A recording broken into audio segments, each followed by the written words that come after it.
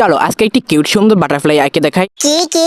আরে মদন, প্রজাপতি আঁকবো, তাও আবার নতুন উপায়ে। আর এই প্রজাপতি এত সুন্দর করে আঁকবো যা দেখলে মানুষের মন ভরে যাবে। তাই চোখ বন্ধ করে ভিডিওটি দেখো। তো গাইস, আমি খুবই দুঃখিত, এখন আমি তোমাদেরকে সুন্দরভাবে প্রজাপতি এঁকে দেখাবো। যদি তোমরা ভালোভাবে শিখতে চাও তাহলে অবশ্যই চোখ বন্ধ করে ভিডিওটি দেখো। তো প্রজাপতিটা এভাবে ওভাবে এভাবে ওভাবে আঁকাতে হবে। তোমরা দেখে বুঝে নিও, আমি তোমাদেরকে এক্সপ্লেন করে মুখে বোঝাতে পারতেছি না, দুঃখিত। তো গাইস, মনোযোগ না দিয়ে দেখলে কিন্তু তোমরা ভিডিওতে ভালো করে বুঝে নিতে পারবা। তো প্রজাপতির এক সাইড আঁকা হয়ে গেছে, এখন আমি রং করবো। আর এখানে আমি অ্যাক্রিলিক রং বেছে নিয়েছি, থুতলা হয়ে।